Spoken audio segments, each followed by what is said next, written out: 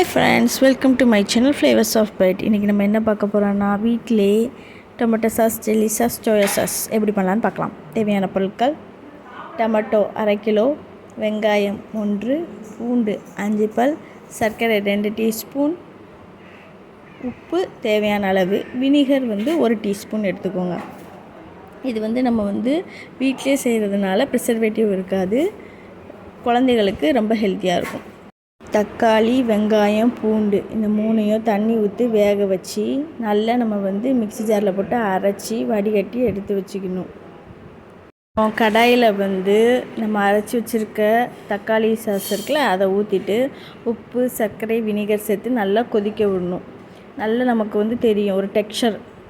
அப்போது நம்ம கெட்டியாயிருக்குன்னு அர்த்தம். அப்போ இறக்கி நம்ம ஸ்டோரேஜ் பண்ணிடலாம்.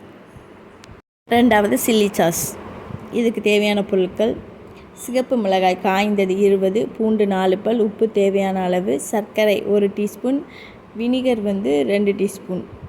காஞ்ச மிளகாய் எடுத்துருக்கோம்ல, அதை நல்லா வெந்நீரில் போட்டு ஊற வைக்கணும். அது கூட மிக்ஸி ஜாரில் பூண்டு போட்டு நம்ம அரைச்சி பேஸ்ட் மாதிரி எடுத்து வச்சுக்கணும். அப்புறம் அந்த அரைச்ச பேஸ்ட்டில் உப்பு, சர்க்கரை, வினிகர் சேர்த்து நல்லா வேக வைக்கணும். நல்ல ஒரு டெக்ஸ்சரில் நமக்கு சில்லி சாஸ் கிடைக்கும்.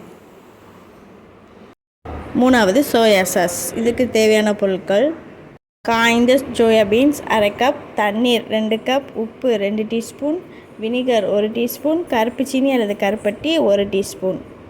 சோயா பீன்ஸை ஒரு 5 ஹவர்ஸ் நம்ம ஊற வச்சுக்கணும். அப்புறம் ஊற வச்சதை நல்லா வேக வைக்கணும். வேக வச்சுட்டு மிக்சியில் அரைச்சி நம்ம ஃபில்ட்ரு பண்ணி வச்சுக்கணும். அப்புறம் ஒரு கடாயில் உப்பு, கருப்பு சீனி, வினிகர் சேர்த்து நல்லா நம்ம காய்ச்சி கெட்டியாக்கணும். நமக்கு ஆற விட்டு பார்த்தோன்னா ஒரு நல்ல சோயா சாஸ் ரெடி ஆயிரும். தக்காளி சாஸ் 2-3 டேஸ் வெளியே ஸ்டோரேஜ் பண்ணிக்கலாம், நல்லாயிருக்கும். ஃப்ரிட்ஜிலங்கும்போது 2-3 வீக்ஸ் நல்லாயிருக்கும். அப்புறம் சில்லி சாஸ் 5 டேஸ் ரூம் டெம்பரேச்சர்லேயும் 1 மந்த் ஃப்ரிட்ஜில் ஸ்டோர் பண்ணால் இருக்கும். அப்புறம் சோயா சாஸ் பார்த்திங்கன்னா அது 3 டேஸ் ரூம் டெம்பரேச்சர்லேயும் 15 டேஸ் ஃப்ரிட்ஜ்லேயும் வச்சுக்கலாம். ஃப்ரிட்ஜில் வச்சு யூஸ் பண்ணுங்கள். இப்போவும் ட்ரை ஸ்பூன் யூஸ் பண்ணுங்கள். கண்ணாடி பாட்டிலில் ஸ்டோர் பண்ணிக்கோங்க. ஹெல்த்தி ரெசிபீஸ்க்காக நம்ம சேனலை சப்ஸ்கிரைப் பண்ணுங்கள், லைக் பண்ணுங்கள், ஷேர் பண்ணுங்கள். தேங்க்யூ.